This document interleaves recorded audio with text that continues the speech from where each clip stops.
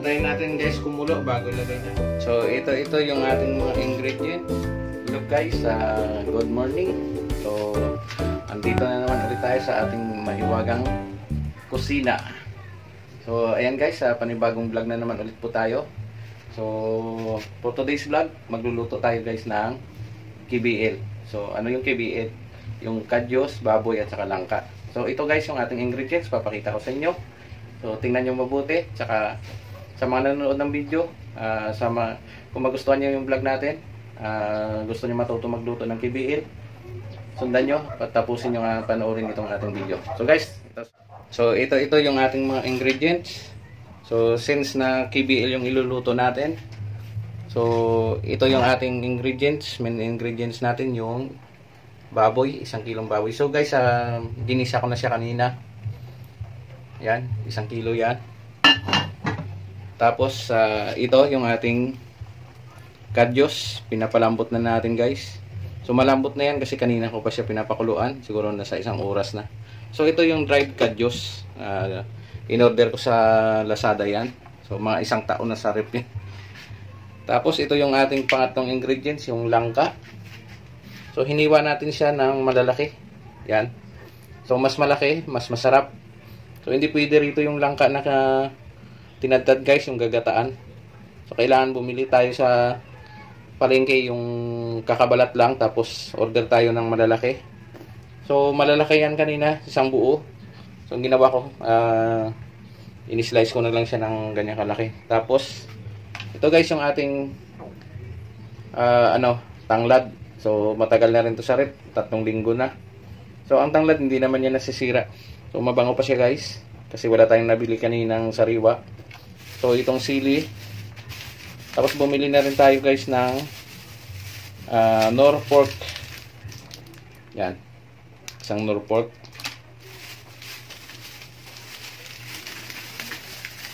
Tapos 3 pirasong siling haba, yung siling pansigang.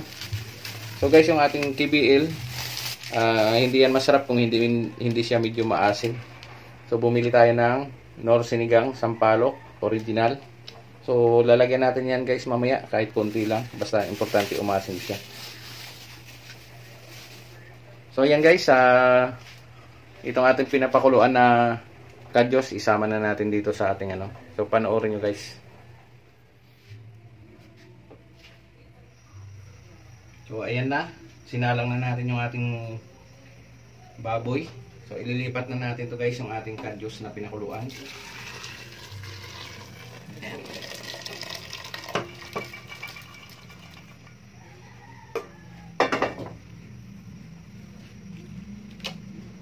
So guys, yung kadyos natin pinakuluan, kalahating baso lang yan. Yan. So guys, pakuluan natin to ng 5 to 10 minutes lang para hindi ma-overcook din tong ating baboy. So dagdagan natin ng tubig to para dire-diretso na.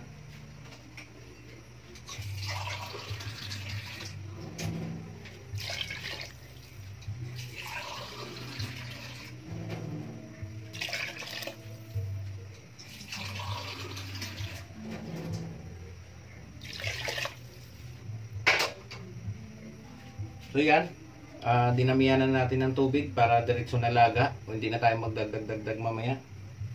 So para pag naglagay tayo ng langka mamaya, papalambot tayo, dire-diretso na.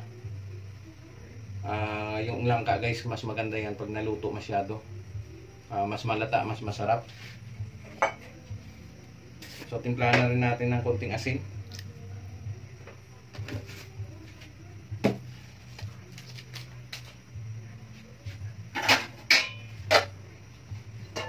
So antayin natin guys kumulo bago lagay natin yung langka.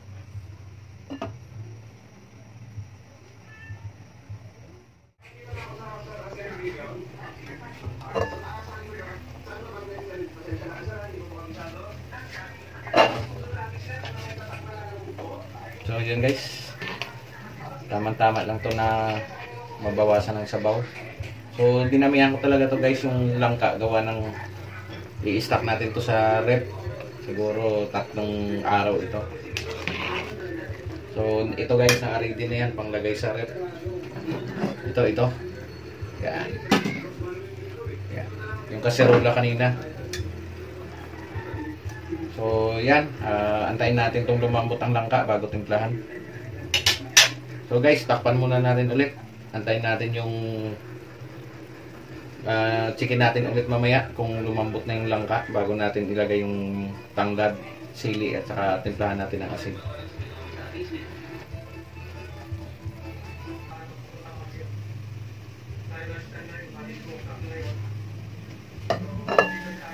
So guys, ayan, medyo malambot na.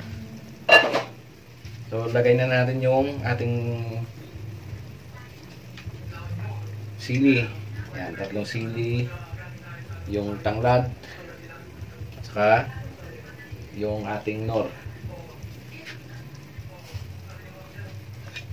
So kung tingnan natin guys yung ating langka, malambot na yan guys. So maraming sabaw, tamang tama lang to. Tikman natin yung asin na alat ng asin natin. So matabang pa.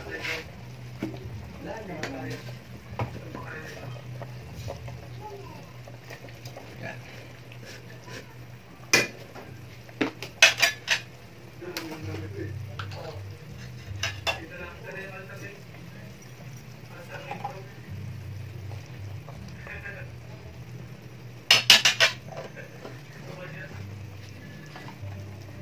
So ito guys, antayin natin siguro mga 15 minutes.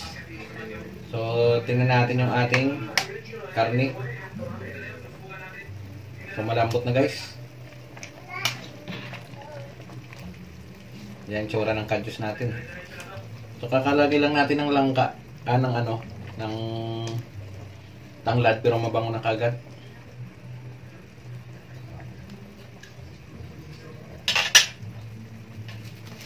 So lagyan na rin natin ng sinigang mix, konti lang muna.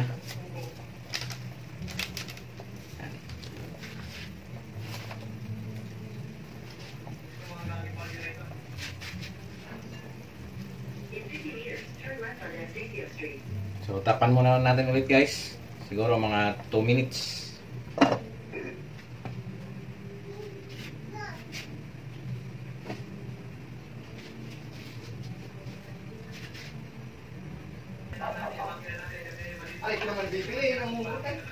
Yan na guys, try natin ulit tikman. I-final na natin yung timpla.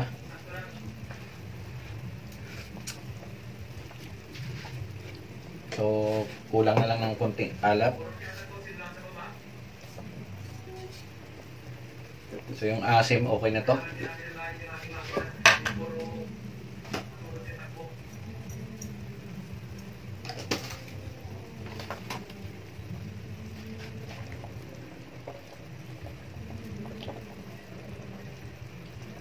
Yung langka natin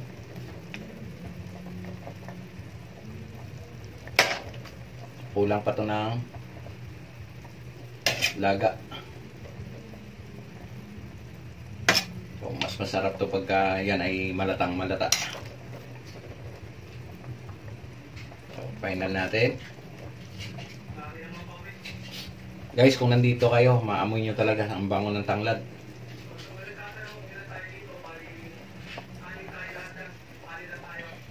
Wow.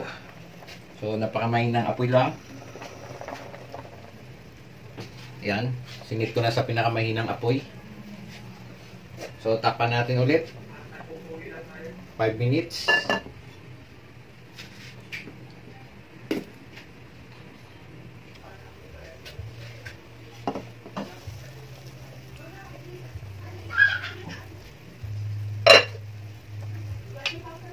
Ano guys, check natin ulit yung ating langka.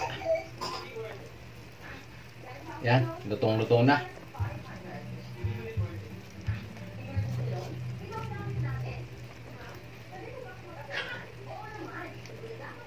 Tingnan natin yung malalaki pa. Yan. Yung alat.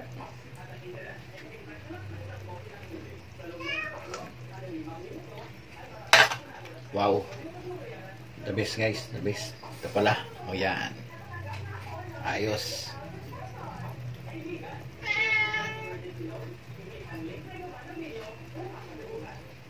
So, check na natin yung ating kadyos. Ang lambot na.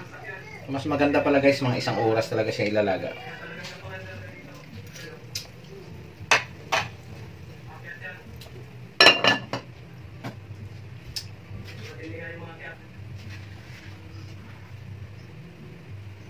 Ito na guys. Dahil luto na yung ating langka, susubukan na natin. Kakain na tayo. Wow. Kuha tayo ng langka. 3 piraso. Isang taba. Tapos isang mayroon ditong ano eh.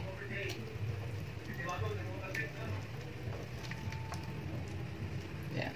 Kadyos. Tapos sabaw.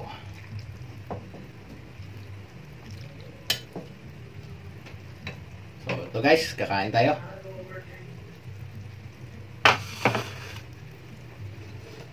So ito, takpan na natin. Patayin yung apoy.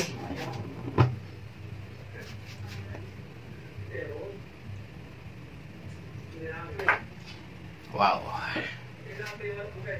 Guys, ito, dala ko na yung langka natin. Oops. Papasok pa yata tayo nito ha. Yan. So, ayusin muna natin yung ating lamisa. Umipot yung ibon, blessing. Piniputan eh. So, ito na guys. Kakain na tayo. Tikman natin. So, ito yung ating rice. Tubig. So, kain tayo. Thank you Lord sa pagkain natin. O, kulit o. Higop pa sa baw ulit o.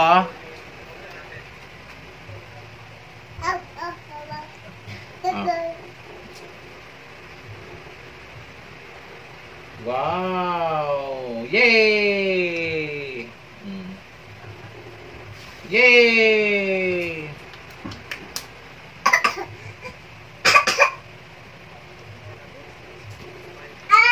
Oh. Yay!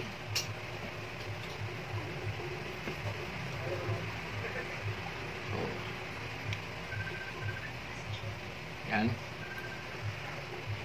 Medyo mainit pa. Tapos lagyan natin ng